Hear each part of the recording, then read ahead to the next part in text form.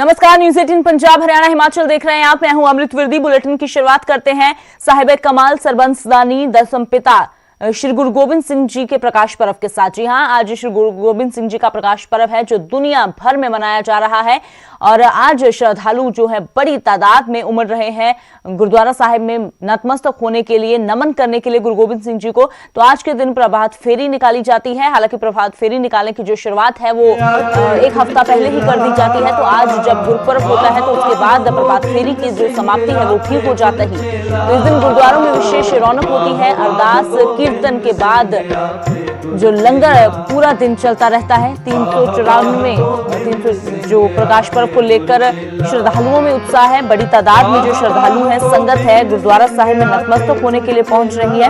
तो गुरु गोबिंद सिंह जी के जन्म स्थान पर खास तौर पर जो रौनक देखने को मिल रही है।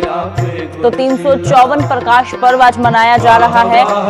सरबंसदानी दसम पिता जिन्होंने अपना पूरा परिवार वार दिया कौम के लिए, सिर्फ सिख कौम के लिए नहीं बल्कि कह सकते हैं कि हर वर्ग के लिए।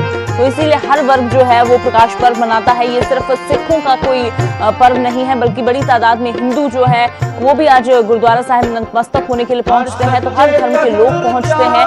तो आज सुबह ही जो दरबार साहिब की तस्वीरें भी हम आपको दिखाएंगे कि किस तरह से वहां इतनी ठंड के बावजूद संगत पहुंच रही है। सीधा चलते हैं, राजीव शर्मा मेरे सहयोगी जुड़े हुए हैं दरबार साहिब से।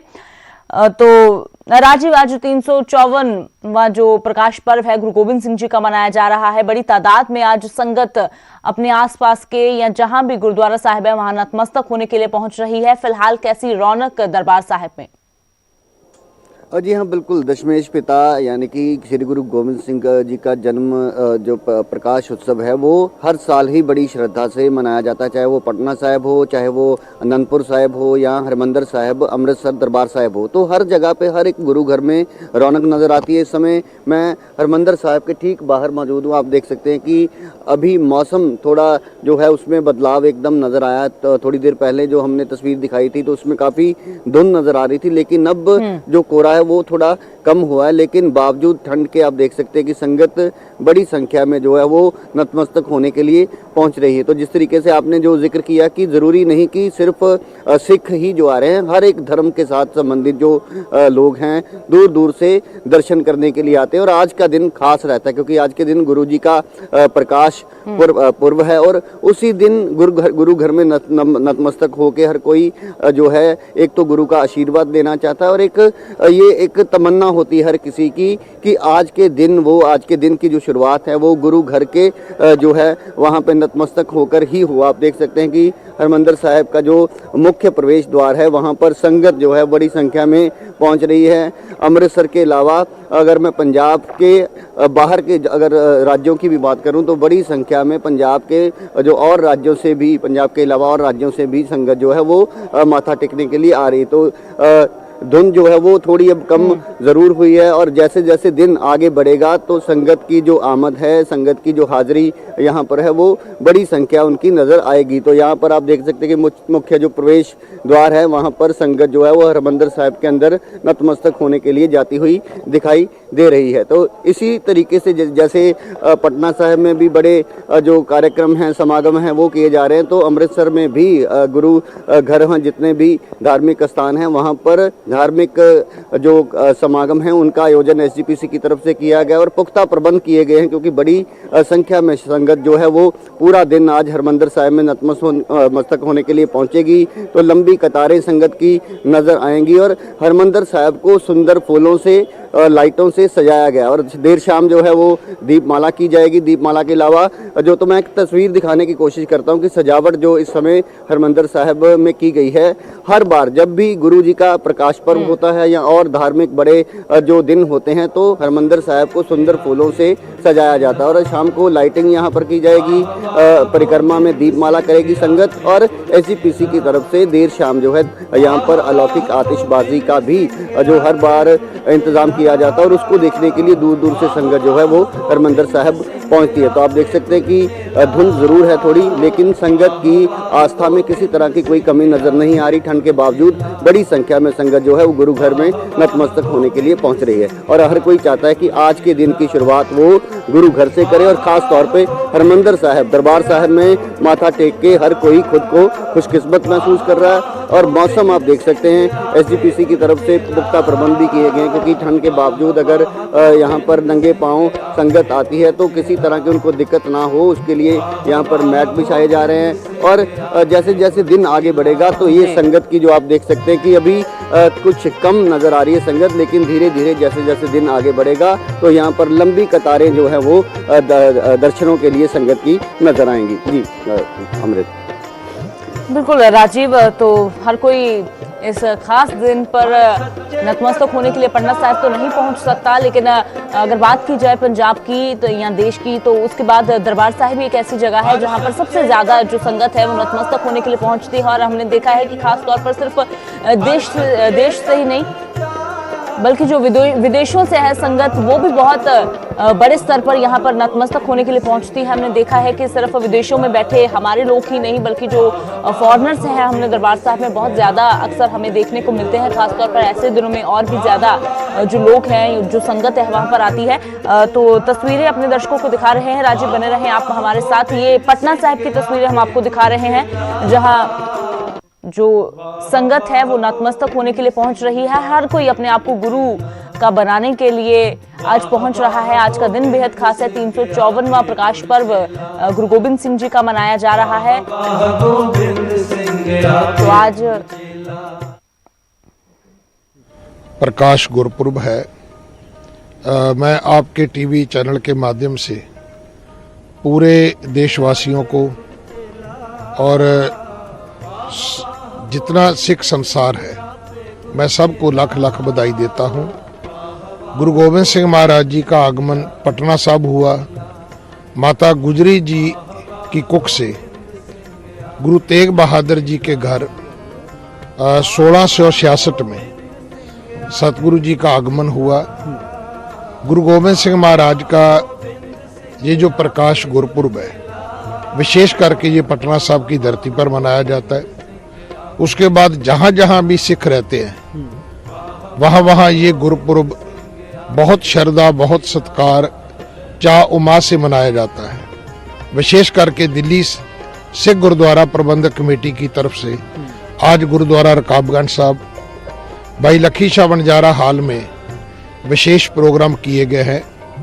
और गुरुद्वारा बंगला साहब जो श्री हरमंदिर साहब, श्री अमृतसर साहब के बाद ये सिख संगत के की एकत्रता का जो सबसे दूसरा बड़ा स्थान है। यहाँ कोई भी गुरुपुरब हो, यहाँ लाखों श्रद्धालु आकर नतमस्तक होते हैं। और आज भी ये आपने देखा पूरी सजावट कर रखी है। पूरे गुरुद्वारे में लाइटिंग है, फूल लगे हुए हैं। और आज पूरा दिन गुरबानी कीर्तन चलेगा और गुरु के लंगर पूरा दिन चलेंगे। और जो संगत आएगी सब गुरु महाराज की खुशी बख्शिश लेकर जाएगी। सर, लगभग एक साल से कोरोना से हम लोग परेशान हैं। सरकार की गाइडलाइंस भी है कि धार्मिक स्तरों पे प्रोटोकॉल को पूरा सीरियस तरीके से लेना पड़ेगा। तो आज के दिन में क्या क्या यहाँ पे तैयारियाँ करी गई हैं कि सोशल डिस्टेंसिंग को भी देखा जाए, मास्क भी लोग पहन के आए, तो क्या क्या जाए और वहाँ जाकर मत्था टेके।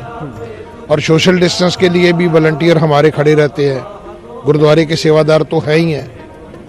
और ये परमात्मा का शुक्र है कि अब वैक्सीन आ गई है। परमात्मा करे कि दवाई भी काम आए और दवा भी काम आए और पूरे संसार में ये पावन गुरुपुरब खुशियाँ लेकर आए। मैं तो 3-4 दिन से बोल रहा हूँ कि ये 10-11 महीने के बाद शायद गुरु जी के गुरुपुरब की खुशी है कि पहली बार दिल्ली में नगर कीर्तन हुआ है और उसमें लाखों लोग शामिल हुए। और ये परमात्मा ने कृपा की है, गुरुपुरब के समय पर ये वैक्सीन की खुशी भी मिली है और पहला नगर कीर्तन भी इस साल में सिख संगत को मिला है। और मेरी अरदास भी है कि जो भी आज गुरु के इस दर पे आएगा, गुरु महाराज के गुरुपुरब की जो खुशियां हैं वो उसको प्राप्त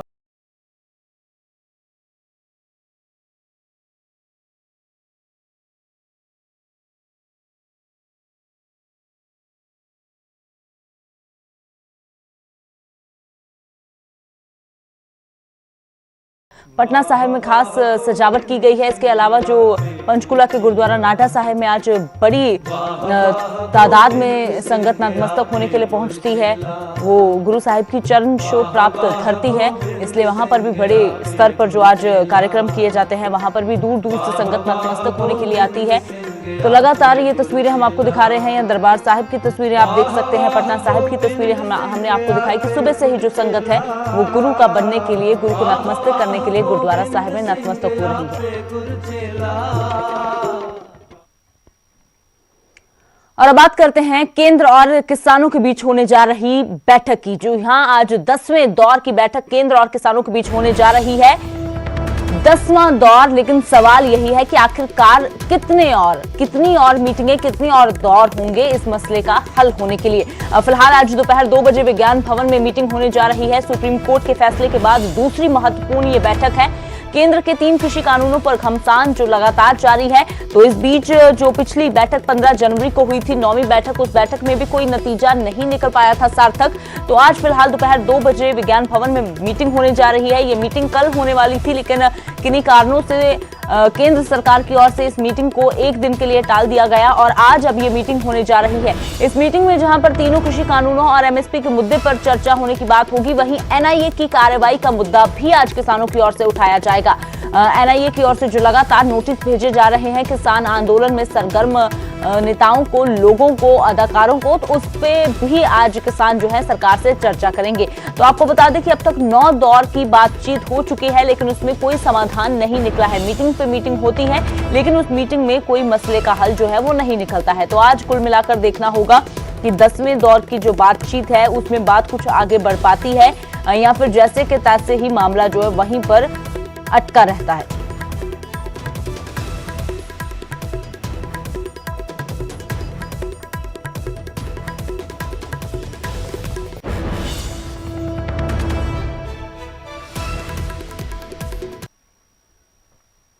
और बात करते हैं हिमाचल की, जहां पंचायती राज चुनाव के दूसरे चरण के लिए 1208 पंचायतों में मतदान हुआ। कोरोना संक्रमित और होम क्वारंटीन मतदाताओं ने 4 बजे के बाद मतदान किया। हिमाचल में इस बार 3 चरणों में ग्राम पंचायत चुनाव करवाए जा रहे हैं। पहले चरण की तरह दूसरे चरण में भी लोगों ने बढ़ चढ़कर हिस्सा लिया। हिमाचल में मंगलवार को पंचायती राज चुनाव के दूसरे चरण के लिए मतदान हुआ। 17 जनवरी को पहले चरण के चुनाव हुए, उसके बाद 19 जनवरी को दूसरे चरण के तहत 1208 पंचायतों में मतदान हुआ। 22 जनवरी को तीसरे और अंतिम चरण के तहत मतदान होगा। कोविड-19 की गाइडलाइंस का पालन करते हुए मतदान हुआ है। कोरोना संक्रमित और होम क्वारंटीन मतदाताओं ने 4 बजे के बाद मतदान किया है। वहीं भाजपा के राष्ट्रीय अध्यक्ष जेपी नड्डा ने अपने गृह जिला बिलासपुर की ग्राम पंचायत विजयपुर में परिवार समेत मतदान किया। पंचायत से लेकर के और बाई इलेक्शंस तक सारे चुनाव बीजेपी ने जीते हैं। यह बताता है कि उनकी नीतियां, उनके कार्यक्रम और जिस तरीके से कोविड का मैनेजमेंट, ये जहां सारी दुनिया एक तरीके से कंफ्यूज रही, वहीं स्पष्ट मजबूत नेतृत्व और 130 करोड़ देश को बचाने का काम मोदी जी ने किया है। सारा देश इन बातों को सराह रहा है और वह इसके लिए जब भी इलेक्शन आ रहे हैं उसमें वह साथ भी दे रहा है और समर्थन भी दे रहा है। दूसरे चरण के चुनाव के लिए 7160 पोलिंग पार्टियां तैनात की गई हैं। तीसरे और अंतिम चरण में 21 जनवरी को 1137 पंचायतों में मतदान होगा। वहीं 17 जनवरी को पहले चरण के मतदान में 1228 पंचायतों की सरकार चुनी जा चुकी है। हिमाचल प्रदेश में पंचायतों की 27 जनवरी की पहली बैठक में प्रधान ही नए पंचों को शपथ दिलाएंगे। नए चुने गए प्रधानों और उप प्रधानों को 22 से 26 जनवरी तक संबंधित एसडीएम शपथ दिलाएंगे।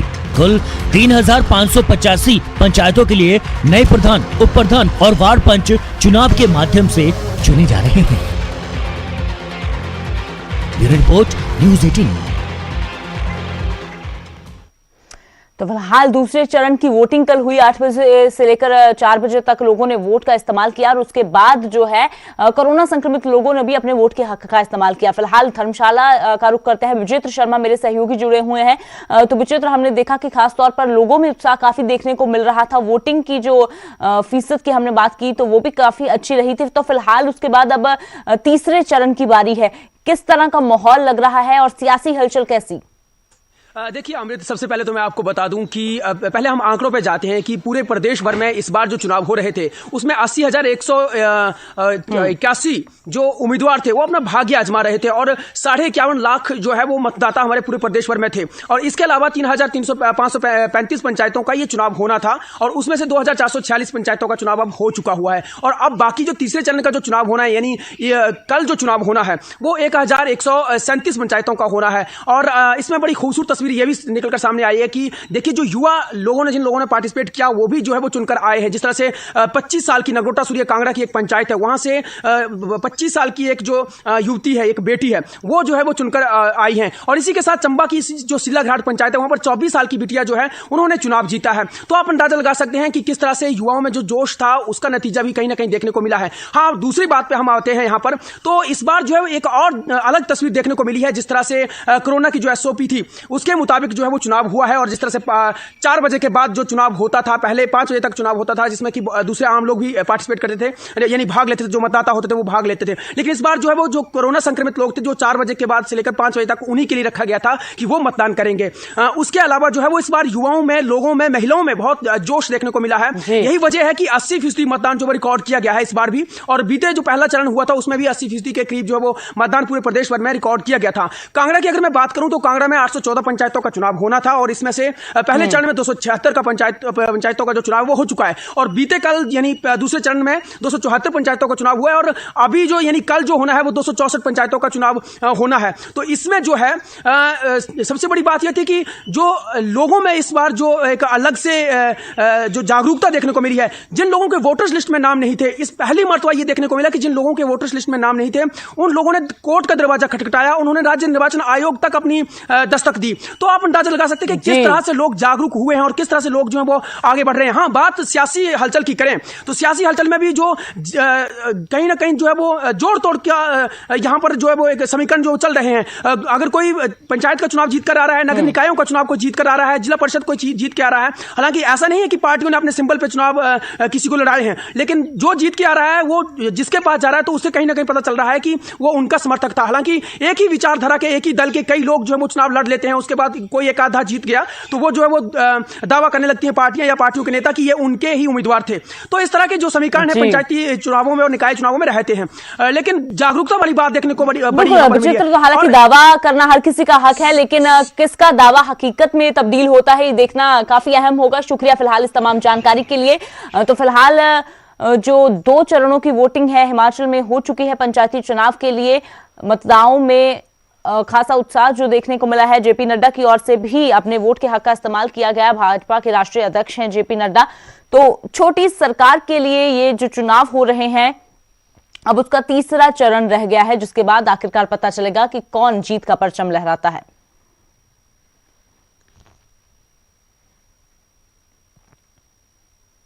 और अब बात करते हैं मौसम के मिजाज की। पर्यटन नगरी मनाली का मौसम सुहावना हो गया है। मनाली सहित आसपास के क्षेत्रों में मौसम पूरी तरह से साफ है। हालांकि पहाड़ों पर परेशानी अब भी बरकरार है। ठंड का कहर जारी है। मौसम साफ होने के बाद अब इसका जो हिमस्खलन है उसका खतरा मंडरा रहा है। वहीं पर्यटकों को अटल टनल के दीदार के लिए अभी और कुछ वक्त इंतजार करना होगा।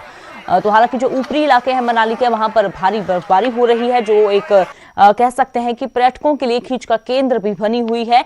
लेकिन अगर स्थानिक लोगों की बात की जाए तो स्थानिक लोगों को मुश्किलें जरूर आ रही हैं। खास तौर पर जो पानी की समस्या है वो आती है, क्योंकि इतनी ठंड है, माइनस में यहाँ पर तापमान चला जाता है तो पानी जो है वहां पर जम जाता है। नदियां नालों का पानी भी जम जाता है और घर में इस्तेमाल होने वाला पानी भी जम जाता है। तो ऐसे में हालांकि जो पर्यटन कारोबार से जुड़े हुए लोग हैं उनके चेहरे तो जरूर खिले हुए हैं, क्योंकि भारी तादाद में जो पर्यटक पहुंच रहे हैं तो उससे कारोबार में भी एक कह सकते हैं कि उनको बल मिला है। फिलहाल कैसा मौसम का मिजाज है जान लेते हैं। सचिन शर्मा मनाली से मेरे सहयोगी जुड़े हुए हैं। तो सचिन, फिलहाल मौसम का मिजाज देखना चाहेंगे कि किस तरह का है और आने वाले दिनों के लिए मौसम विभाग की ओर से क्या कहा जा रहा है? जी हाँ, देखिए अगर मैं बात करूं मनाली, तो मनाली में मौसम फिलहाल जो सुहावना बन चुका है और काफी ठंड भी बढ़ती जा रही है, क्योंकि जनवरी का आधा महीना बीत चुका है, लेकिन इसके बाद जो है ठंड यहाँ पर कम होने का नाम नहीं ले रही है और अभी भी तापमान यहाँ पे माइनस में चल रहा है। हालांकि जो मनाली घूमने आने वाले पर्यटक है वो काफी खुशी यहाँ पे नजर आ रहा है और मनाली के साथ लगते पर्यटन स्थल सोलंग नाला में जो काफी संख्या में पर्यटक यहाँ पर पहुंच रहे हैं और बर्फ के बीच जो है जमकर मस्ती कर रहे हैं। मैं बता दूं कि फिलहाल मौसम यहाँ पर बिल्कुल साफ बना है, लेकिन 23 जनवरी से एक बार फिर से मौसम जो घाटी में करवट लेने वाला और एक बार फिर से बर्फबारी का यहाँ पर अंदेशा जताया गया। मैं अभी कुछ तस्वीरें दिखाना चाहूँ, आप देख सकते अभी जो मौसम बिल्कुल साफ यहाँ पे बना और ऊपरी हल्की सुबह के समय और ऐसे में हल्की हल्की धूप यहाँ पे खिलनी शुरू हो चुकी है। आप तस्वीरों में देख सकते हैं कि किस तरह का सुहावना मौसम यहाँ पे बना है, लेकिन कहीं ना कहीं दिक्कतें काफी बरकरार है, क्योंकि ऊपरी क्षेत्रों में अभी भी तापमान माइनस में जा रहा है। ऐसे में लोगों को खासी दिक्कतों का सामना करना पड़ रहा है। हालांकि प्रशासन ने भी फिलहाल जो है लोगों की सेफ्टी को देखते हुए फिलहाल सोलंग नाला से आगे अटल टनल की ओर जाने वाले वाहनों को रोक दिया गया है और किसी भी वाहन को जो सोलंग नाला से आगे जाने की अनुमति नहीं दी जा रही, क्योंकि अटल टनल की ओर जाने वाले रास्ते में जो है सोलंग नाला से आगे की तरफ जो कई स्थानों पर जो है हिमस्खलन आने का खतरा वो यहाँ पर बना हुआ है। ऐसे में जो प्रशासन ने सभी की सुरक्षा को देखते हुए फिलहाल जो है सोलंग नाला से आगे जाने वाले सभी वाहनों को जो है बंद कर दिया और प्रशासन का कहना है कि जब स्थिति सामान्य होती है और जब जो है ये हिमस्खलन का खतरा टल जाता है उसके बाद जो है वाहनों को जो है अटल टनल की ओर जाने का जो यहाँ पर अनुमति दी जाएगी। फिलहाल जो है अटल टनल से आगे जो है सिर्फ जो लोकल जो जिला लाहौल स्पीति के लोग हैं उन्हीं को यहाँ पर जो जाने की अनुमति दी, जिससे कहीं ना कहीं कुछ पर्यटक जो है वो बेशक यहाँ पे निराश है, क्योंकि पर्यटक जो है इसमें काफी संख्या में जो अटल टनल के दीदार के यहाँ पे पहुंच रहे, लेकिन जिस तरह जो है अटल टनल को फिलहाल जो पर्यटकों के लिए बंद कर दिया है तो कहीं ना कहीं पर्यटकों में कुछ निराशा जरूर है, लेकिन पर्यटक जो मनाली में आकर जो बर्फ का दीदार यहाँ पे कर रहे हैं और जमकर उसमें मस्ती कर रहे हैं। जी शुक्रिया सचिन फिलहाल इस तमाम जानकारी के लिए। तो फिलहाल मौसम का मिजाज है जो वो बदला हुआ है मनाली में, अब मौसम जो है वो सुहावना हो चुका है, पर्यटक पहुंच रहे हैं और पर्यटन कारोबार से जुड़े हुए लोगों के लिए भी ये काफी एक खुशी का मौका हम कह सकते हैं। अब बात करते हैं कोविड-19 महामारी की, जिसने पर सब पर निर्भरता की भावना को सुदृढ़ किया है, जिससे कि पूरा देश इस मुसीबत का एकजुट होकर मुकाबला कर सके। वैक्सीनेशन के आगाज के बाद अब जरूरत होगी कि हम अपना सर्वश्रेष्ठ योगदान इसमें दें। नेटवर्क 18 इस मुहिम में हर कदम पर आपके साथ होगा, क्योंकि जब तक सभी सुरक्षित नहीं होंगे तब तक कोई सुरक्षित नहीं होगा। इसी सोच के आधार पर कैंपेन संजीवनी का उद्देश्य यह सुनिश्चित करना है कि वैक्सीन पाना सभी भारतीयों का अधिकार है।